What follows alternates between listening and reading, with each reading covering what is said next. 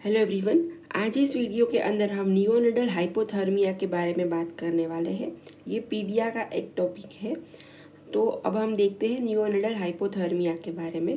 तो सबसे पहले हम इसकी डेफिनेशन की बात करते हैं कि कब हम बोलेंगे कि जो ये नियोनेट है, जो ये बच्चा है, इसको हाइपोथर्मिया हुआ है। ठीक है, तो डेफिनेशन के लिए हमें ये कुछ नंबर्स याद रखने हैं कि जो बच्चा होता है उसके अंदर हम अभी एक्सिलरी टेम्परेचर की बात कर रहे हैं। कौन सा टेम्परेचर की? एक्सिलरी टेम्परेचर की बात कर रहे हैं।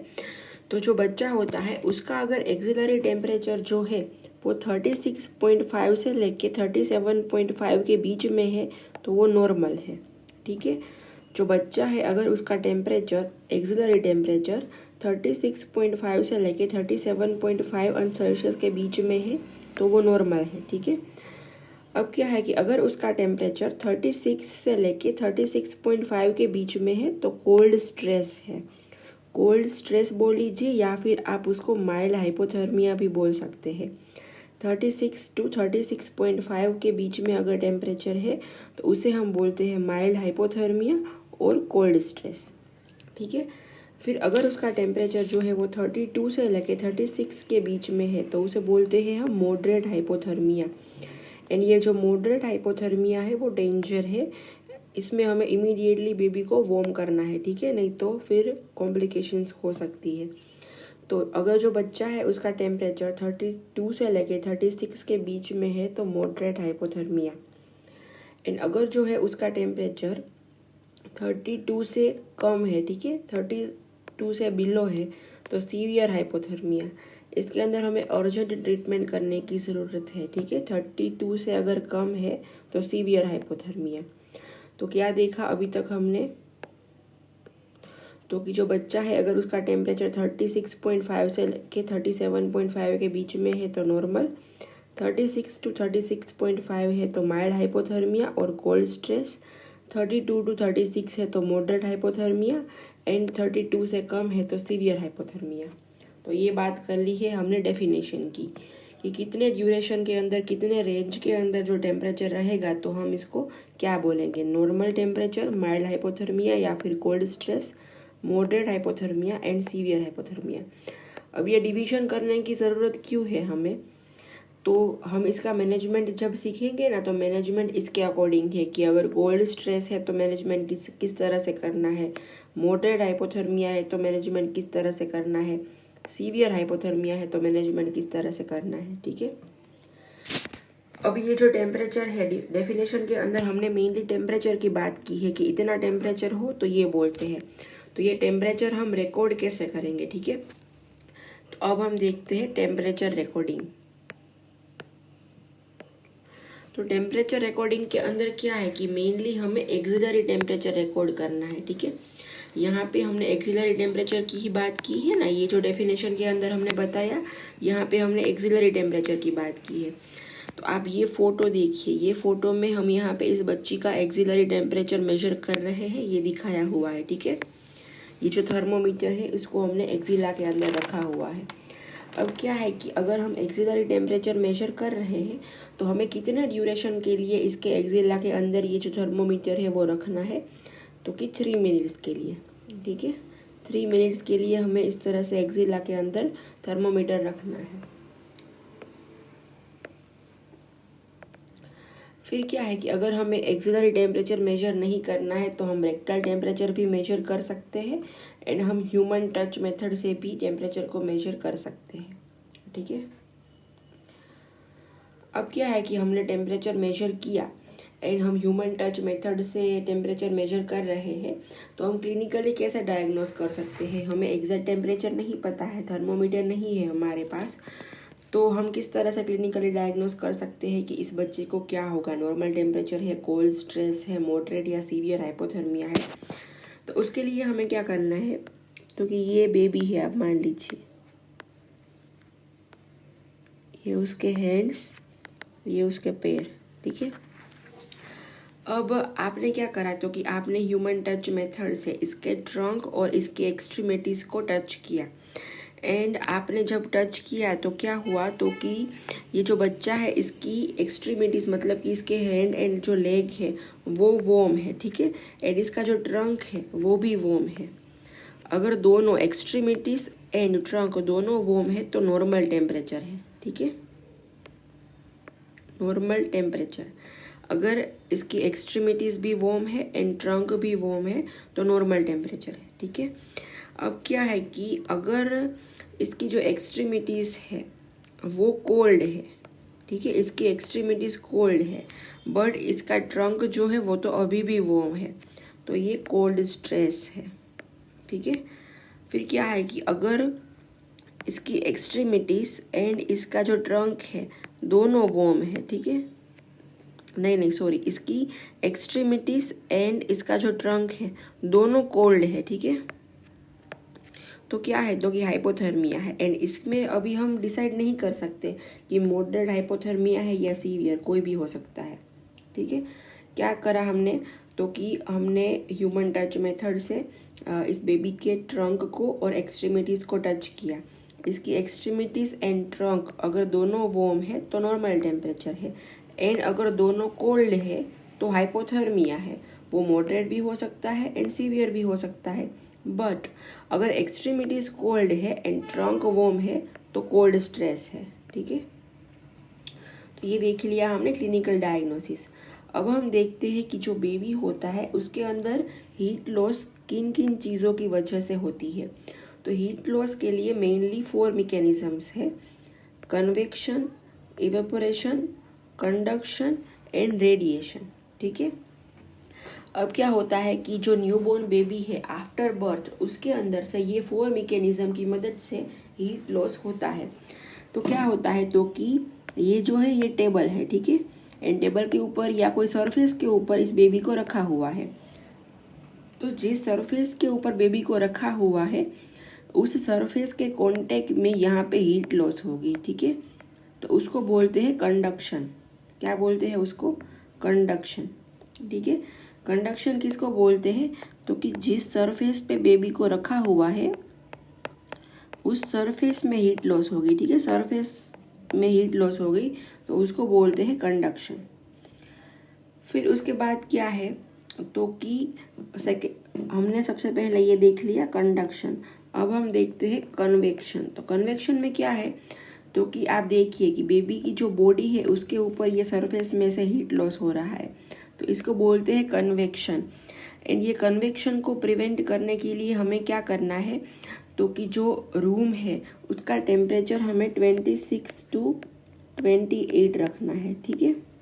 ये कन्वेक्शन की मदद से हीट लॉस को प्रिवेंट करने के लिए टेम्परेचर हमें 26 to 28 रखना है, ठीक है। फिर ये कंडक्शन को प्रिवेंट करने के लिए हमें क्या करना है, तो कि जो सरफेस होगी जिस सरफेस पे बेबी को रखा होगा वो सरफेस कोल्ड नहीं होनी चाहिए, वार्म होनी चाहिए, ठीक है। तो ये हमने देख लिया कंडक्शन एंड कन्वेक्शन के बारे में। अब हम देखते हैं रेडिएशन के बारे में, ठीक है। अब रेडिएशन में क्या है, तो कि जो बेबी है उसके हेड के ऊपर से इस साइड से देखिए ये हीट लॉस हो रहा है, उसको बोलते हैं रेडिएशन। एंड ये रेडिएशन की मदद से जो हीट लॉस हो रही है उसको प्रिवेंट करने के लिए हमें क्या करना है, तो कि बेबी को विंडो से दूर रखना है एंड जो वॉल होगी वो भी वार्म होनी चाहिए, जो रूम की वॉल है वो। फिर 4th नंबर पे हम देखते हैं इवोपरेशन, ठीक है। इवोपरेशन क्या है, तो कि ये जो एक्सट्रीमिटीज़ है बेबी की, ये बॉडी की सरफेस है उसके ऊपर जो है एयर होगी रूम की वो यहाँ से पास होगी ना, तो इस वजह से भी ये हीट लॉस होता है, तो उसको बोलते हैं इवोपरेशन। तो ये 4 मैकेनिज्म थी हीट लॉस की। कौन कौन सी मैकेनिज्म थी, radiation, conduction, evaporation and convection, ठीक है। तो ये बात कर ली है हमने हीट लॉस की मैकेनिज्म के बारे में। अब हम देखते हैं कि ये जो न्यूबॉर्न बेबी होता है इसके अंदर हीट प्रोडक्शन किस तरह से होता है, mechanism of heat production in newborn baby, ठीक है, आफ्टर बर्थ। अब क्या है कि जो बेबी है इसके अंदर जो हीट प्रोडक्शन की मेनली मैकेनिज्म होती है वो 2 टाइप की होती है, non shivering thermogenesis and shivering thermogenesis. तो ये शिवरिंग थर्मोजेनेसिस जो है ये न्यूबॉर्न बेबी के अंदर डोमिनेंट नहीं है, ठीक है, तो इसको हम जाने देते हैं। अभी हम देखते हैं मेनली नॉन शिवरिंग थर्मोजेनेसिस के बारे में। तो ये जो नॉन शिवरिंग थर्मोजेनेसिस है इसको हम मेटाबॉलिक थर्मोजेनेसिस भी बोलते हैं, ठीक है।